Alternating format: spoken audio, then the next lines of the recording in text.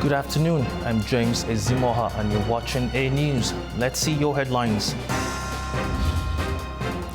The Pentagon says US strikes on Iran's nuclear sites have delayed Tehran's nuclear program by nearly 2 years. Israel's Foreign Affairs Minister says the country is committed to reaching a ceasefire with Hamas. US President Donald Trump demands a resignation from Fed Chair Jerome Powell.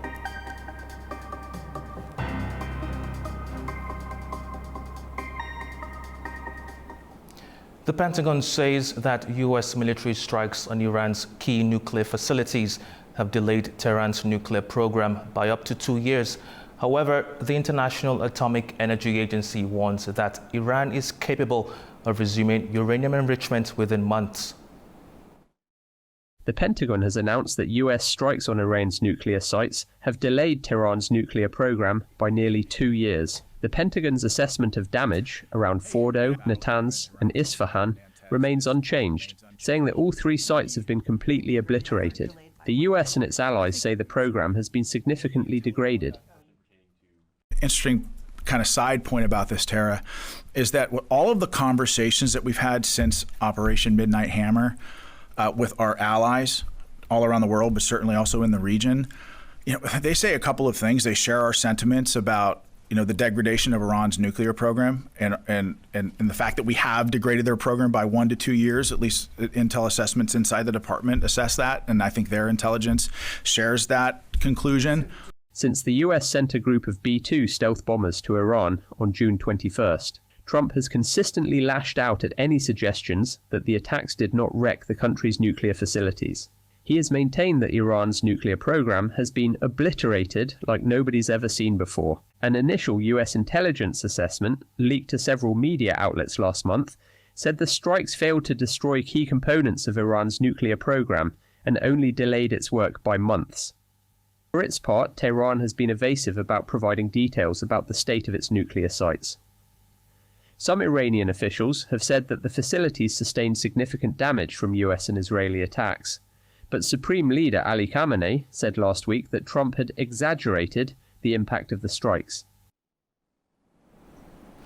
On Wednesday, Foreign Minister of Israel Gideon Saar, speaking in Tallinn, said Israel is committed to reaching a ceasefire with Hamas and securing the release of hostages to end the war in Gaza. At a press conference, the Israeli foreign minister also condemned Iran's suspension of nuclear oversight, urging swift international action to counter what he called a growing threat. He also reiterated Israel's readiness to end the war in Gaza.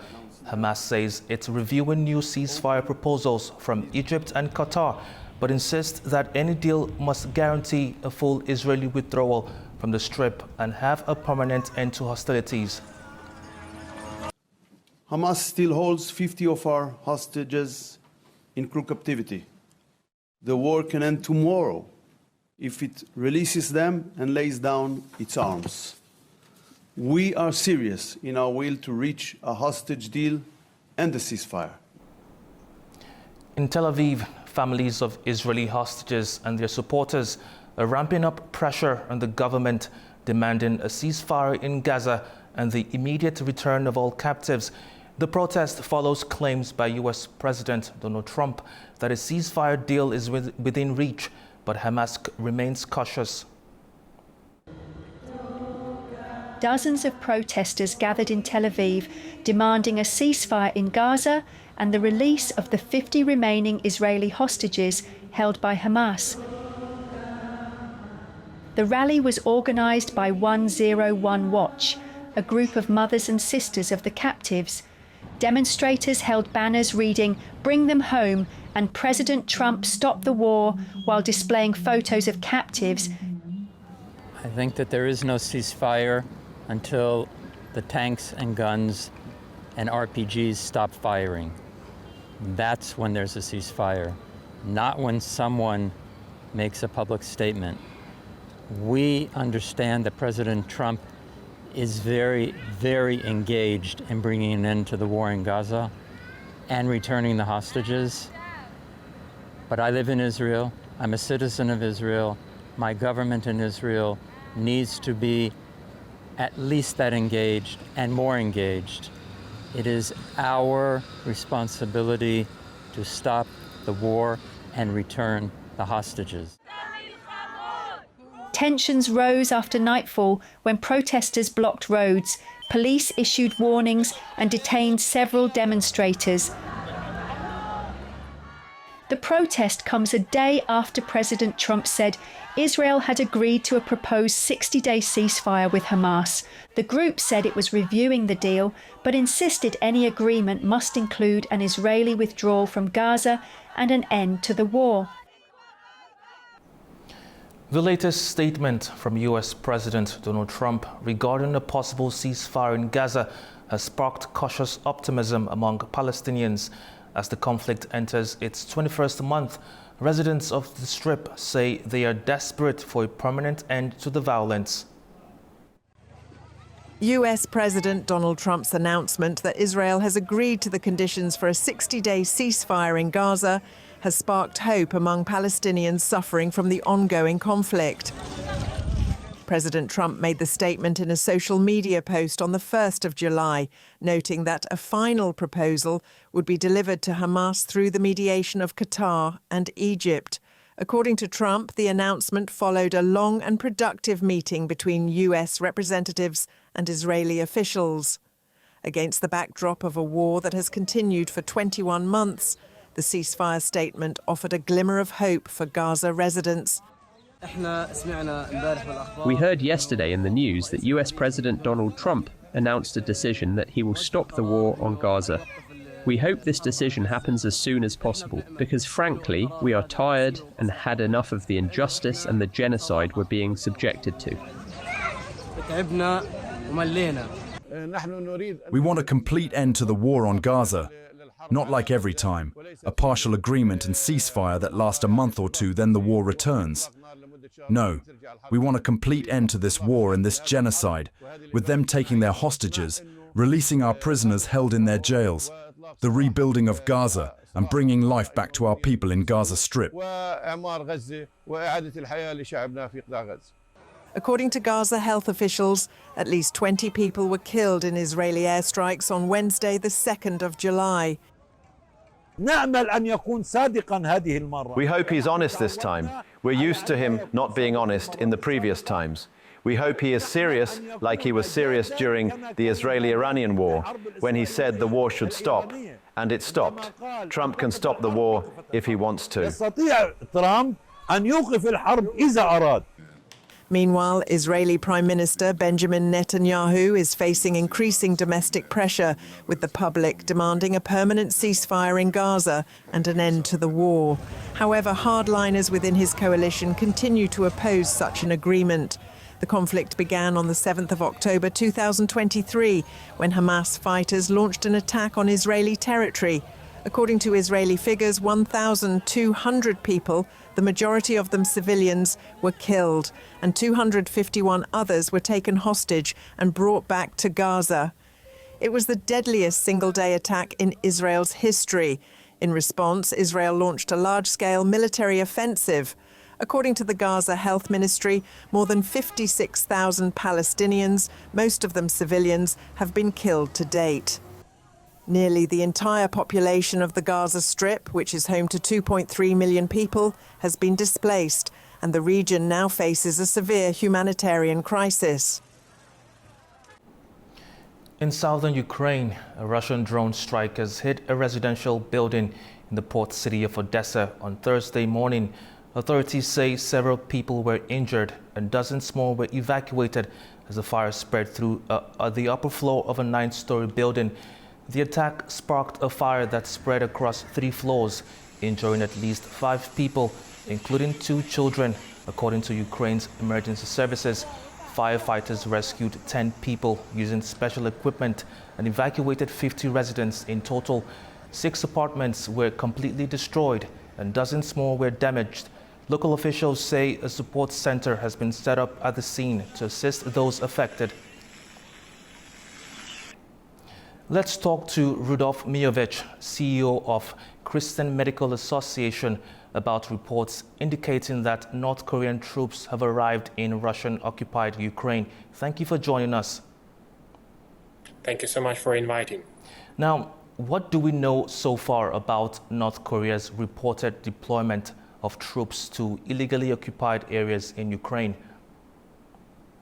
So right now, we don't have a lot of information about North Korea in Ukraine. We definitely know that they were involved in Kursk region, and they were a crucial actually factor because Russia couldn't beat Ukraine forces up by themselves. So they involved additional troops, and basically North Korea lost many thousands of soldiers.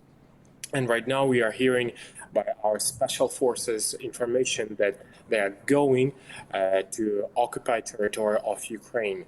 I hope this information will impact on international community, because if North Korea is going to be involved, the reaction of international community, especially South Korea, was very, very low on involvement of North Korean. And it's again proof that Russia, they don't care about international rules and laws. And they would like to involve one more country because they need manpower, they need people to kill them, but to continue their war machine. Now, I know you just touched upon it, but by bringing North Korean soldiers into the conflict, how do you assess the humanitarian situation on the Russian side? Russia is trying to bring all humanitarian support to occupied territory from propaganda perspective. We have many evidences when they were giving humanitarian help as only to Russian passport Ukrainians, and they were making some of the propaganda video for their national TV. But in reality, the situation of those people in occupation, especially recently occupied territories, they're in horrible situations. If you're going to reach out to the community that been occupied, Bakhmut, Lysychansk, they're in horrible situation. Basically, they destroyed everything and people are left behind. And they're already asking a question like, oh, you came here to release us, but you destroyed our lives and you are not helping us. So I'm not very sure that their propaganda is doing very much work. It's something similar as Hitler did. He has concentration camp with Jews that were having good accommodations where international media were coming and everyone was thinking everything is okay. But most of the part is in very bad situation. Now, finally, what is the overall situation with medical supplies on the Ukrainian side? Is the recent decline in U.S. weapons aid having any negative impact on the humanitarian situation?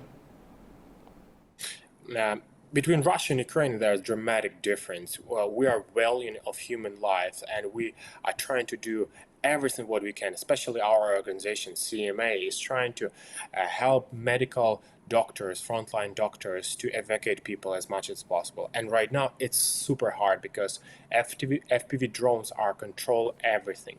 The whole front line became a killing zone. Everyone heard about that. And it's very hard to evacuate. But if you're talking about even about recent news that America stopped supplying of Patriots, we are not talking even about the rocket that will hit Russia land.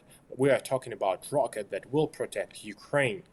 So what they did, they took our shield, and Russian media, Russia Peskov speaker, he basically laughing from American, and he said it's a good news, the war will come closer to the end. What does it mean? It obviously means that we're going to kill Ukrainians faster. They will lose faster because they cannot protect themselves. So I hope President Trump hears those news, hears those messages, because it's basically laughing from the station what happened. We're not sometimes asking about rockets to hit Russia. We're asking rockets to protect ourselves. And Patriots, they are very effective.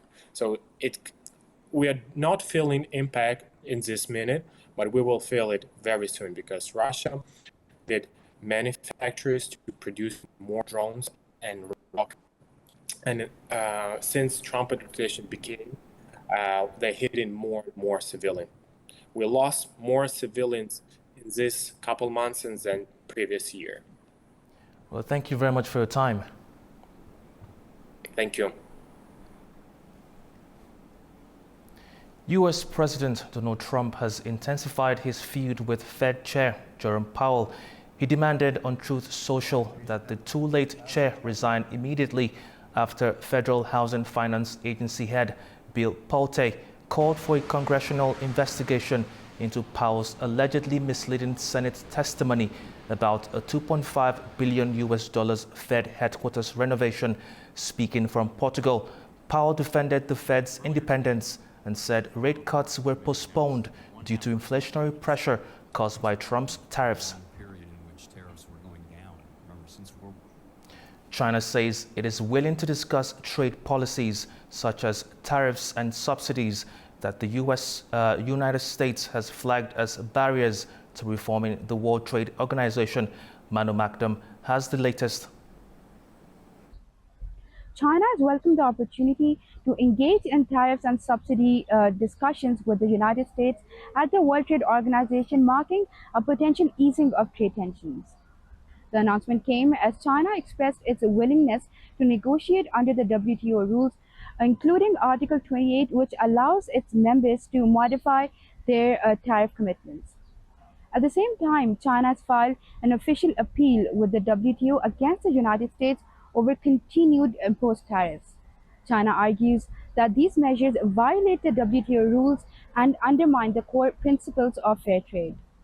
While the US has previously blocked the WTO panel rulings, China's renewed legal action shows its dual-track strategy, pressing for systemic accountability through legal mechanisms while remaining open to negotiations. Beijing has also signaled a conditional willingness to scale back some of its developing country privileges in future WTO arrangements, though it maintained that its core economic models and industrial policies are non-negotiable. This dual-track strategy reflects that China's recalibrating its trade relations with the United States through institutional framework and not retaliatory actions. Though fundamental disagreements remain over subsidies, state-owned enterprises, and technology transfers, China's move is widely seen as a constructive step forward.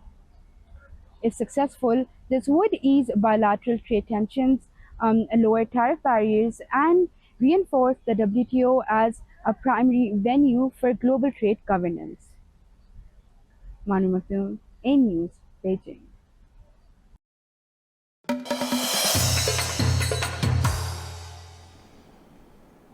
A series of events were held ahead of the Economic Cooperation Organization Summit in Kankendi, Azerbaijan, with delegates from 10 countries gathering in Shusha for a business forum. Our Natichek Jahangrili brings us more from Shusha. Shusha today welcomed guests from 10 regional countries for the 6th Economic Cooperation Organization Business Forum.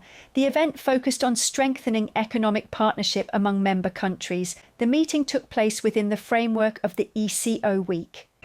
The aim of the forum is to promote investment and trade within the ECO region, strengthen cooperation among business communities, and support sustainable economic development. In an opening speech, First Deputy Minister of Economy Elnur Aliyev emphasised that Azerbaijan's trade turnover with ECO countries has increased by 10%, reaching $3.5 billion. He also noted that more than 10,000 companies from ECO countries are operating in Azerbaijan, and over the years more than $22 billion worth of investments have been made by ECO member states. During the forum, ECO Secretary-General Asad Majid Khan called on all member states to submit specific proposals for joint trade development activities for 2025 and 2026. He also announced that the work on the Memorandum of Understanding on cooperation in the field of trade facilitation among the member states of ECO has been completed. We were very pleased to see such a meaningful event taking place here after the liberation of Karabakh. We are here representing the agriculture and seed sector. The region has great potential in terms of agriculture, and we are ready to support efforts to realize that potential. Me and my colleagues, we are looking to start some investment in this region, in the industrial zone especially. We are working in different fields. We have IT research centers, and in IT department we have investments in Uzbekistan and in Afghanistan. Also we have in construction and renewable energy department. Yeah. It's a very good forum for the business, and we can see many other countries, Muslim countries especially, like Turkey, Afghanistan, and many other countries are here. Expectations of the event that we're going to have the B2B meetings with the companies of Azerbaijan, and let's see how we can promote their business in our country and how we can promote our business, Pakistan, over here. The forum focused on strengthening public-private partnerships, encouraging joint ventures and facilitating B2B and B2G dialogue to drive long-term economic transformation. The ECO Week is still underway with the main event, the 17th Economic Cooperation Organisation Summit, set to begin tomorrow in Kankendi. Let's talk to Nargis Madova, expert in international relations at STEM, about the collaborative effort between Russia and Azerbaijan to address mutual concerns, including recent incidents involving Russian journalists in Baku and criminal activities in Yekaterinburg. Thank you for joining us, Nargis. Thank you for inviting me. Now, how do the direct communication between Russia's investigative committee and Azerbaijan's prosecutor reflect the current state of Russia-Azerbaijan relations? Well, first of all, the situation between countries now are very tough.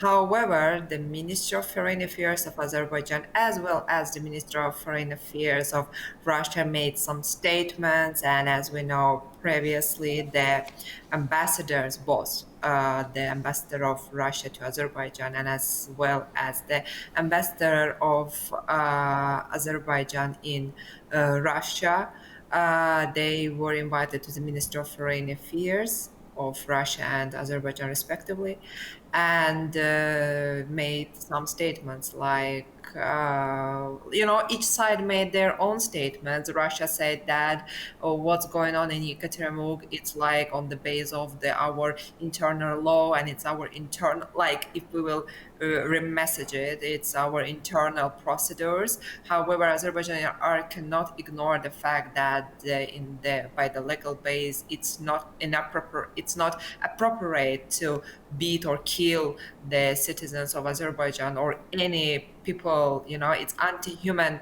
behavior.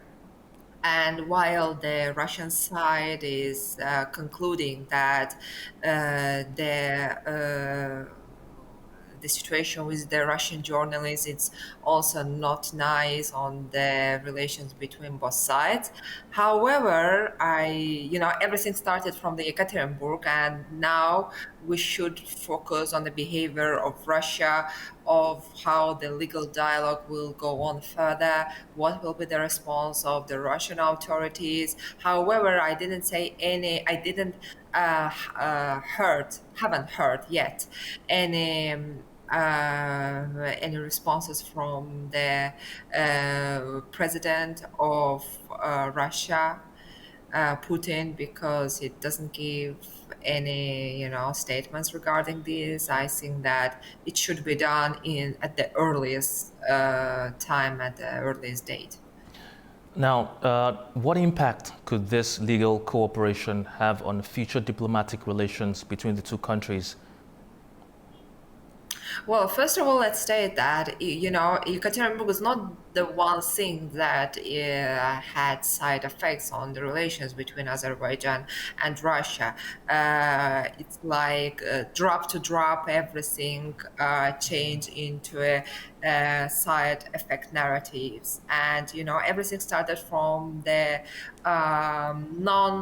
a full investigation of the avia tragedy in Aktau, when the Azerbaijan Airlines plane were shot or not shot, or there's so many things going on, and Russia didn't give any full investigation. However, Azerbaijani side demanded for this, and after this we have heard so many anti-Azerbaijani narratives on the national TV channels. It was so let's say unfriendly towards Azerbaijan. However, Azerbaijan is one of the key economic partners of Russia. Lots of Russian people live in Baku, lots of Azerbaijani people live in Moscow. So, it's not just, country to country, it's also people to people.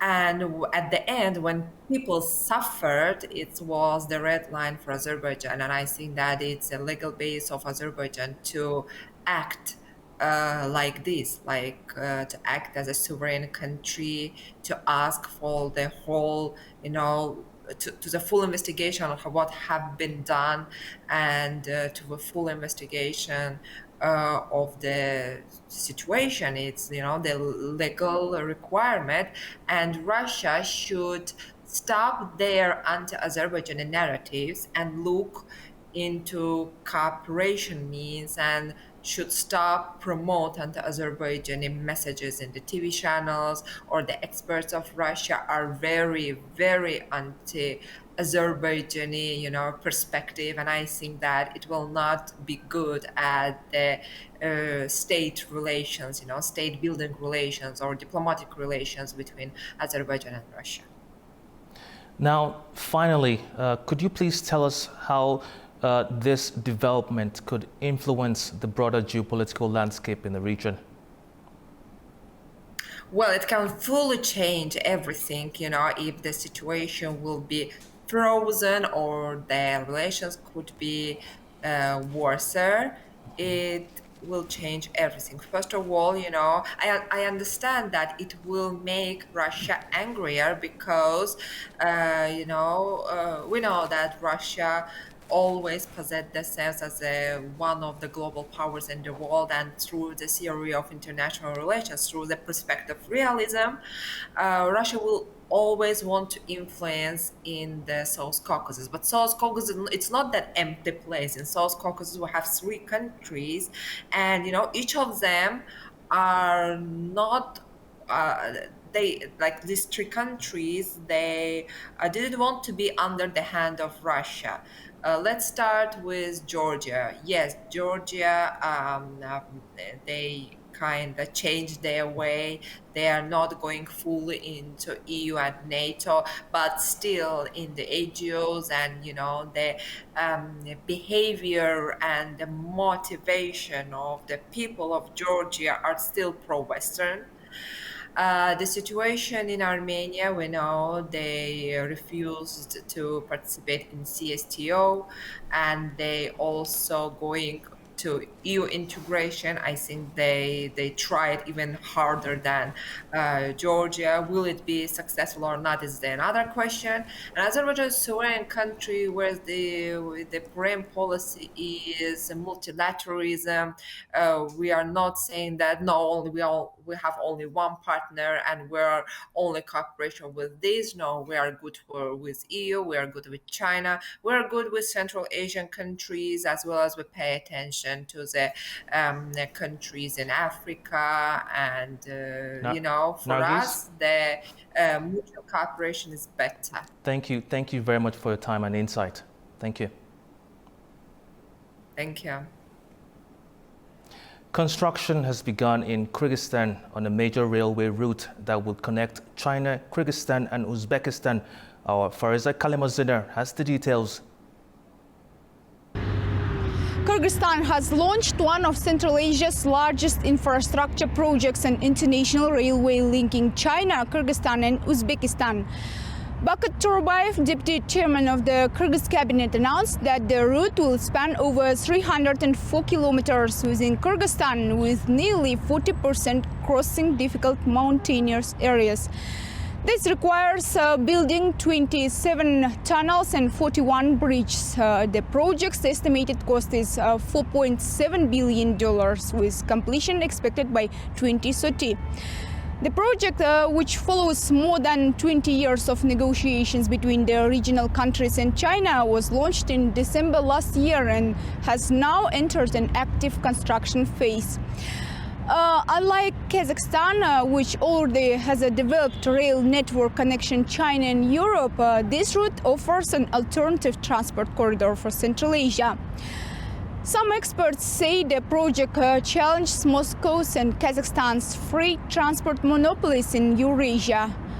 Meanwhile, it strengthens Uzbekistan's role as a regional logistics hub. In last year, Uzbekistan transported about 1.52 billion tons of cargo, reflecting growing capacity and demand for transport services. Monetary growth is also strong.